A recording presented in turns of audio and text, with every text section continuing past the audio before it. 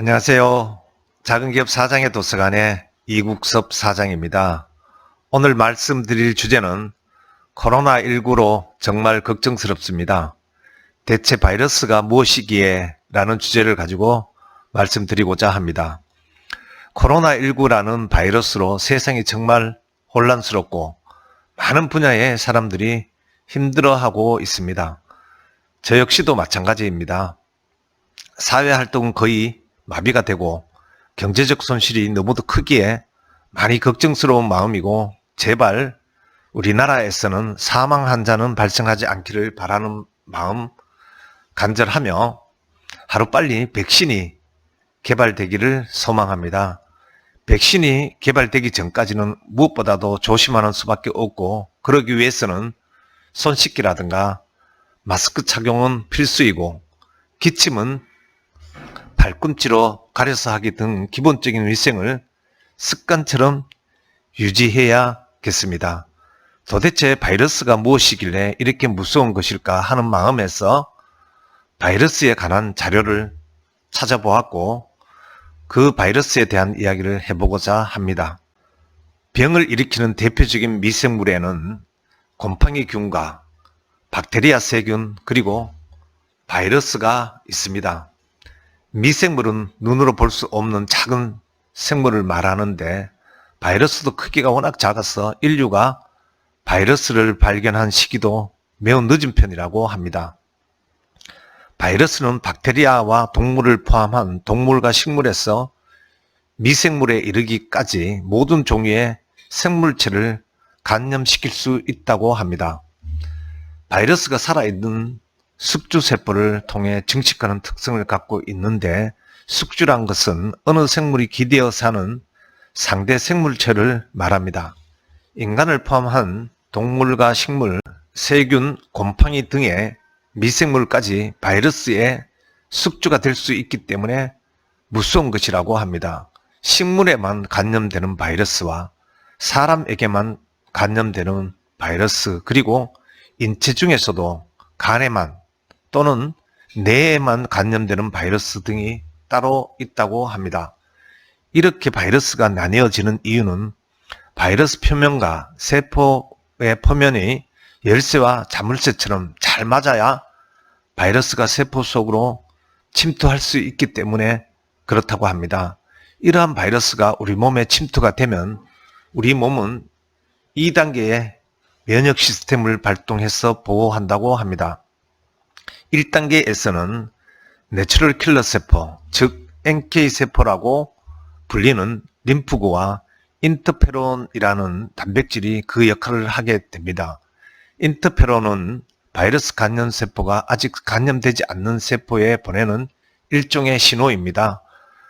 바이러스에 감염된 세포가 인터페론을 분비해 감염되지 않는 세포에 보내면, 감염되지 않는 세포는 바이러스의 유전 정보를 담은 RNA를 분해하는 효소를 많이 생산해 바이러스가 들어와도 복제할 수 없도록 만드는 것입니다. 한편 NK세포라는 바이러스에 감염된 세포를 찾아 파괴하는 역할을 합니다. 그러는 가운데 우리 몸은 B세포라고 불리는 림프구가 바이러스와 결합해 항체를 만드는 작용을 하는 것입니다. 항체는 알파벳 Y자 모양으로 생겼으며 Y자의 끝부분이 바이러스 표면과 같은 모양입니다. 그렇기 때문에 바이러스의 열쇠가 세포의 자물쇠를 찾기 전에 항체가 Y자의 열쇠를 먼저 꽂아 융합하지 못하도록 막는 것입니다. 그리고 이미 감염된 세포는 킬러 T세포를 이용하여 파괴를 시키는 것이라고 합니다. 사실 사람들은 바이러스의 존재를 모르던 오래전부터 바이러스가 일으키는 질병을 겪어왔습니다. 1977년 이후 사라진 천연두는 폭스 바이러스에 의한 질병이고, 1918년 발병한 스페인 독감 역시 대표적인 바이러스의 질병입니다. 하지만 이들보다 더 무서운 것은 신형 바이러스들입니다. 최근 30년 사이에 나타난 신형 바이러스의 종류는 30종이 넘는다고 합니다.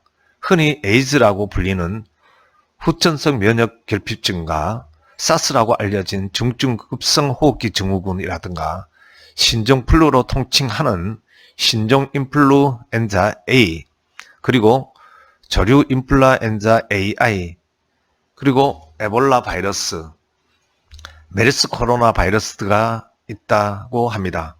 2020년 2월 현재 후베이성에 코로나19 등이 있습니다.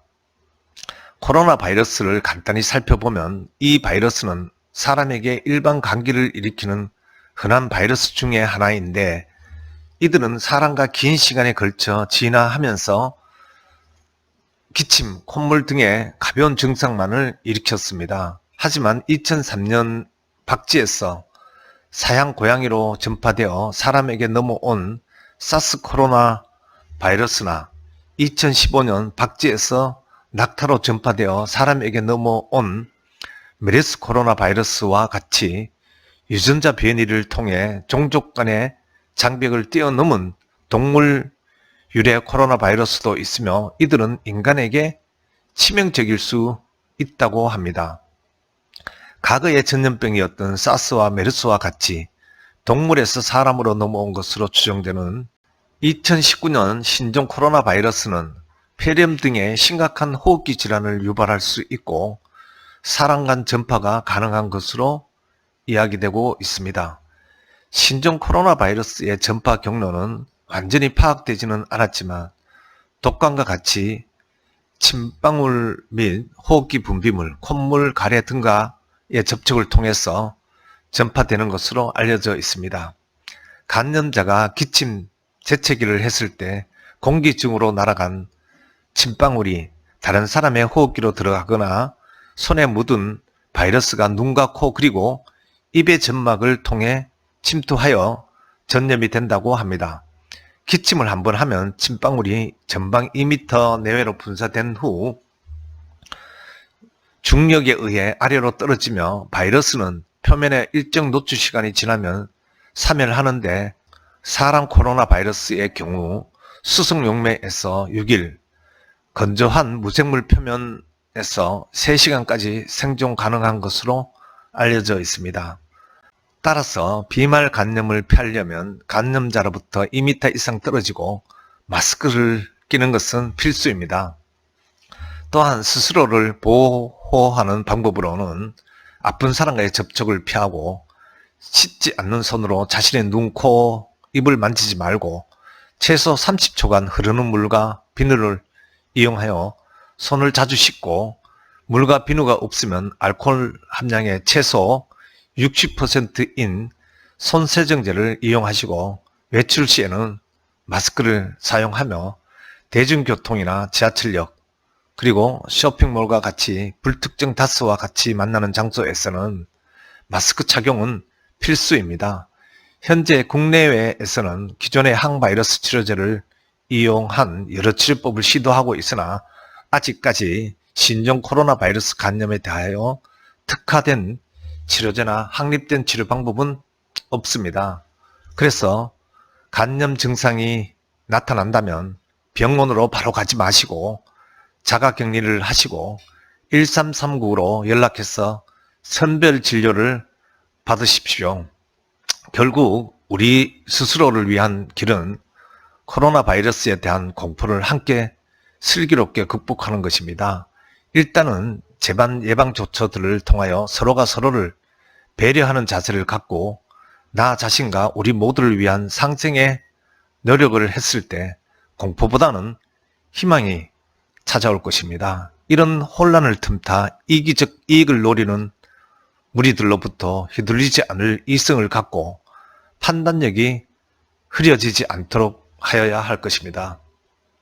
생사가 오가는 의료 현장에서 국민을 위해 전염병과 접촉하고 있는 의료진들과 각종 노력을 경주하는 사람들에게 고마움을 전합니다.